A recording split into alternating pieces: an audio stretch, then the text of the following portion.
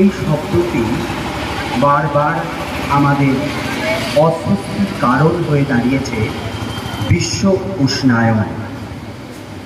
এই বিশ্ব উষ্ণায়ন থেকে একমাত্র পরিত্রাণের পথ সবুজায়ন।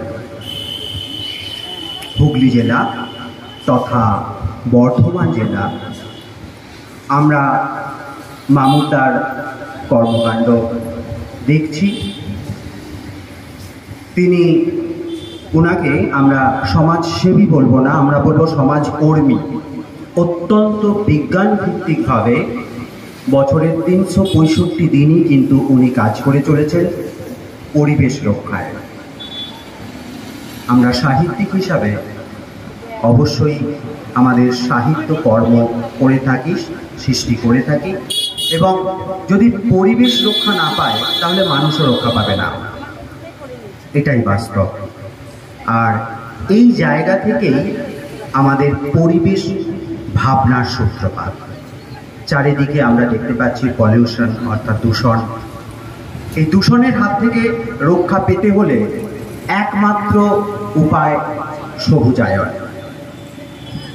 আমার সাহিত্যে আমার দ্বিতীয় কাব্যগ্রন্থ জীবনের সাপ্তাহ, সেখানে একখানি কবিতা আমি সবুজায়ন নিয়ে লিখেছিলাম, সেটি আমি পাঠ করে শোনাচ্ছি। কবিতাটা আমার নামে, এটা করে রেকর্ডিং করবে, আমাকে নিয়ে কবিতা আছে। কবিতা সবুজায়ন।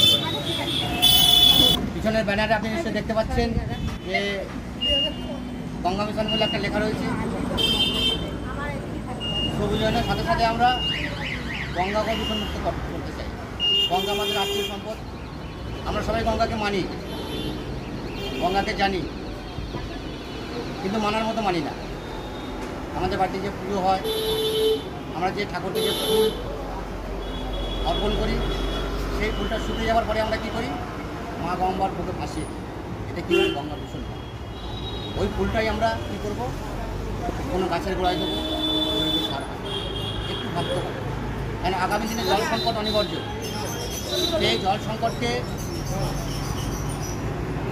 কার্যকারী করতে গেলে বিকল্প হিসেবে রাজ্য সরকার গঙ্গা অ্যাকশন প্ল্যান শুদ্ধ পানীয় জলের ব্যবস্থা করছে।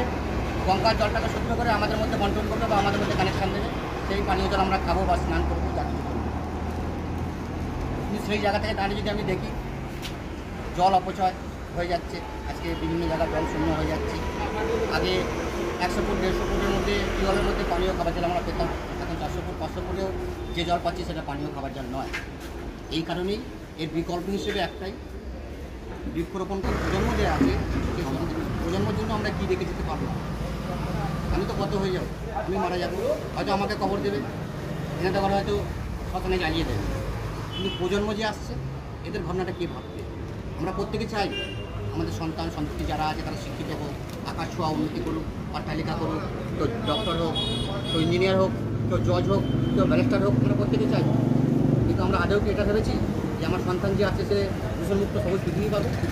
সেই ভাবনাকেই সামনে রেখে প্রত্যেকটা নাগরিকের, প্রত্যেকটা মানুষের শুধু সেফটি সেবল নয়, সমগ্র পৃথিবীর মানুষের দায়িত্ব জল অপচয়কে রোধ করা। এবং এই জল দেখেছেন বিভিন্ন বড় বড় কোম্পানি করেছে, জল একবারে গ্যালেন গ্যালেন জল তারা তুলে নিচ্ছে। কিছু কিছু জায়গায় তো অবৈধ জলের কারখানাও করে ফেলেছে ঘরে ঘরে। সেই জলটাকে প্যাকেজিং করে বিক্রি করছে, আমরা মার্কেটে 30 টাকা 20 টাকা কিনে কিনে খাচ্ছি।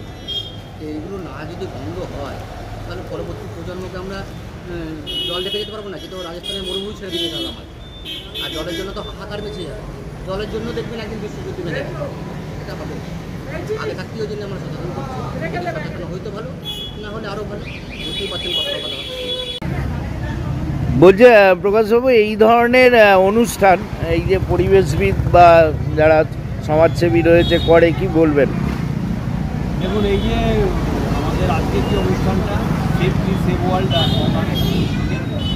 বৃক্ষরোপণ এবং বৃক্ষ প্রদান কর্মসূচি, আমি অত্যন্ত আনন্দিত যে এই ধরনের অনুষ্ঠান এটা করছে এবং এর ফলে আমাদের যে পরিবেশ, সেই পরিবেশের ভারসাম্য রক্ষা হবে। ডানকুনিতে জানেন হাজার হাজার গাছ কাটা হয়েছে ন্যাশনাল হাইওয়ে 92 তৈরির জন্য। সেক্ষেত্রে আমাদের ডানকুনিতে যাতে ব্যাপকভাবে গাছ লাগানো যায় এবং গাছকে বাঁচানো যায় সেই ব্যাপারে আমাদের সবাইকে উদ্যোগ নিতে হবে এবং এই ধরনের সংগঠন যত বেশি করে মানুষের কাছে থেকে প্রোগ্রামগুলো করবে মানুষ তত বেশি উপকৃত হবে এবং মানুষ তত বেশি উৎসাহ পাবে।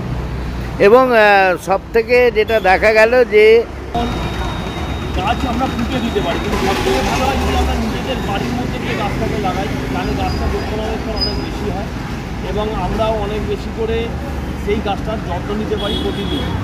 কাজেই আর যে সমস্ত খোলা জায়গায় গাছগুলো লাগানো হবে আমাদের সতর্ক দৃষ্টি রাখতে হবে যেন সেই জায়গাগুলোতে গাছটা বেঁচে থাকতে পারে, গাছটা যেন কোনোভাবে জীবজন্তু যেন গাছের ক্ষতি করতে না পারে। এবং এই সেভ ট্রি, সেভ ওয়ার্ল্ড বা গঙ্গা মিশন এরা এর আগেও পৌরসভা এলাকায় এই ধরনের অনেক কর্মসূচি করেছে যেখানে আপনারা ছিলেন, তো সেগুলোর রক্ষণাবেক্ষণ সম্পর্কে কি বলবেন?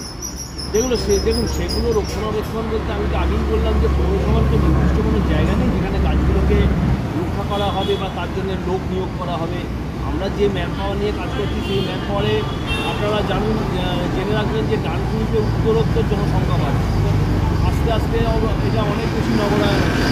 তার ফলে আমাদের যে পৌরসভা যারা লোকজন আছে তারা প্রচুর পরিশ্রম করছে, প্রচুর চেষ্টা করছে পরিষেবা দিতে। এই অবস্থার মধ্যে আলাদা লোক নিয়োগ এই মুহূর্তে সম্ভব নয় বা এই ধরনের এতে হয়ও না।